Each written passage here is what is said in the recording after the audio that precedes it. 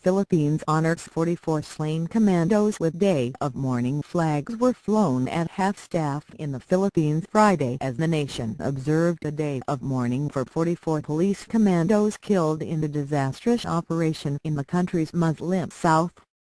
The officers, members of the police's elite Special Action Force (SAF) unit, were killed in a 12-hour firefight with two Muslim rebel groups in the southern province of Maguindanao at the weekend.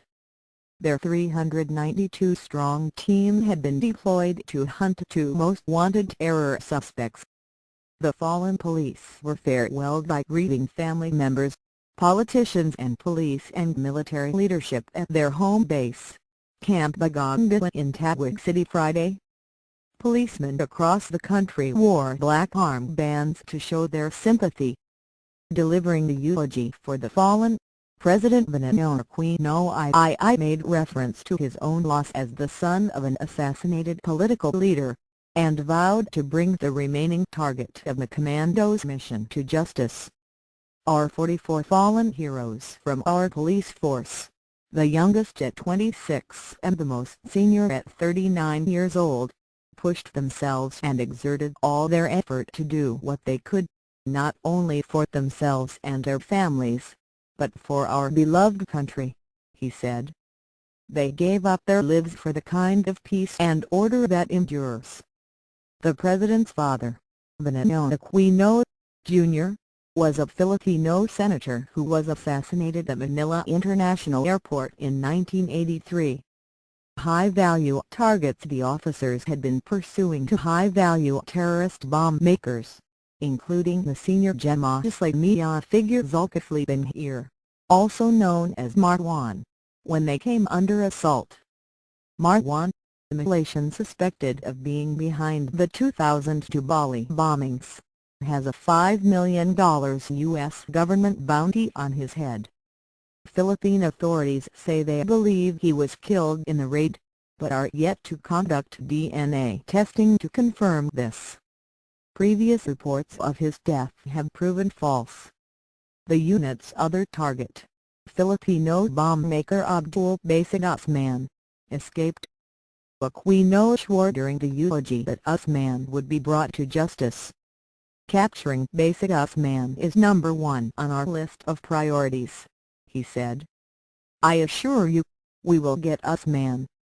I feel guilty. Police Chief Superintendent Noli G. Talano, Deputy Director of the Special Action Force, delivered a speech recounting how the satisfaction of the assault on Marwan soured as the commandos became pinned down during the extraction.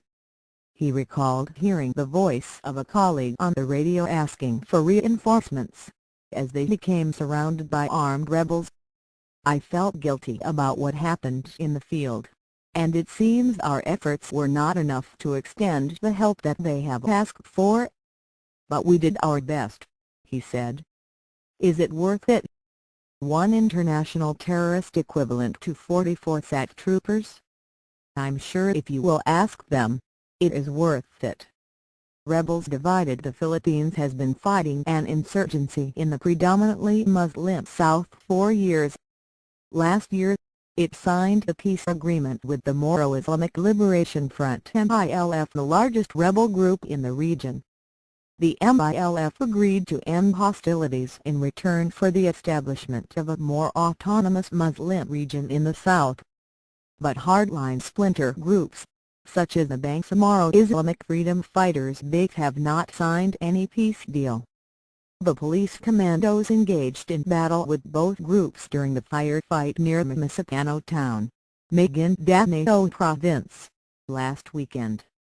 Secretary of the Department of Interior and Local Government Mark Choxa said that the commandos were retreating from the assault on their targets when they came under fire from members of the BIF.